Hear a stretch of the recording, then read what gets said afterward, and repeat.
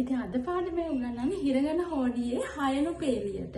ඔයාලට මතක නේද මම සංකේතය කියනවා මරු සලකුණ කියලා. මෙහෙම බෝලයක්.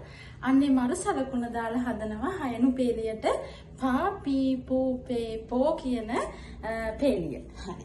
බලමු. ඒ අකුරු පේලියද මේ තියෙන මොන අකුරුද? මීට කලින් වීඩියෝ එකෙත් මම මතක් කරගෙන ගියා මේ අකුරු පේලිය. මේ මොකක්ද අකුර? හයන නේද? එච් අකුරයි ඒ අකුරයි එකතු කරලා මම මේ රූපේ හැදුවේ.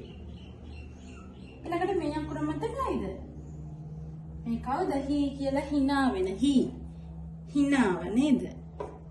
ඊළඟට මේ කවුද අකුර? මේක ෆූ කියන අකුර මතකයි නේද? ෆුජි කන්ද. මම ඉගෙනුවේ එකට ෆුජි කන්ද ෆූ. ඊළඟට මේ තියෙන අකුර කවුද? හෙවන් එක නේද? දිව්‍ය ලෝක විදියට මම ගත්තේ අහස ඇඳලා මම අහසට උඩින් දිව්‍ය ලෝක විදියට ගත්තේ හේ අකුර. ඊළඟට මේ අකුර කවුද?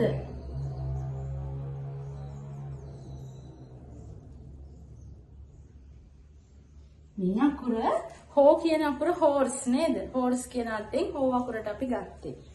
හරි. ඔයාලට මතකයි නේද? මම මෙන්න මෙහෙම සලකුණක් ඉගෙනුවා. මෙහෙම සලකුණක් ඉගෙනුවා මතකයිද? මගේ ඉස්සර වීඩියෝ බලපු අයට මතක ඇති මේක. මේ මරු සලකුණ විදිහට තමයි මම ගත්තේ.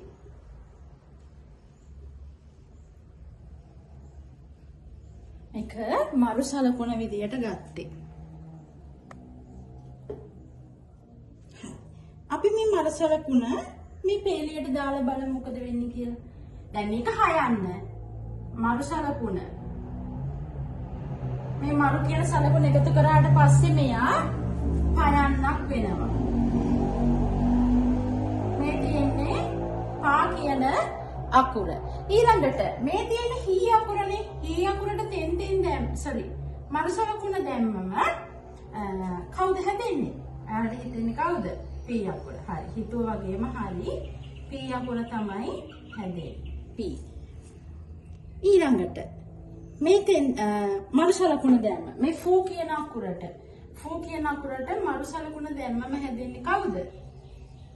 එයාට හිතෙන්නේ පූ අකුර නේද? හරි. ඒක තමයි හැදෙන්නේ. පා පී පූ. ඊළඟට මරු සලකුණ දාන මොන හේ කියන අකුරට.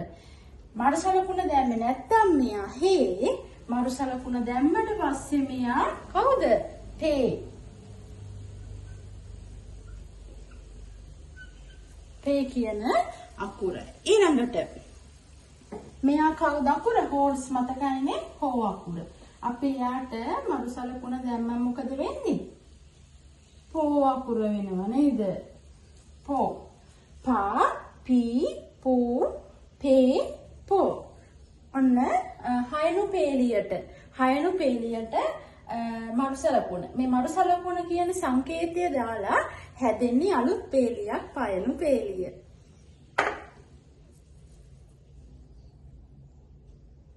ඉතින් අදින් ඔයාලට හිරගන හෝඩියේ ඔක්කොම අකුරු අවසන්. මම වීඩියෝ එක පිළිවෙලට මම අරගෙන ආවා හිරගන හෝඩියේ ඔක්කොම අකුරු රූප සටහන් මගින්.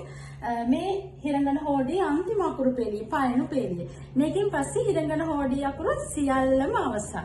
ඉතින් මම හිතනවා මගේ වීඩියෝ සියල්ලම ඔයාලා නරඹන්න නැති කියලා. ඒ නරඹුවාට ගොඩාක් වැදගත් වෙයි මේ වීඩියෝ ටික.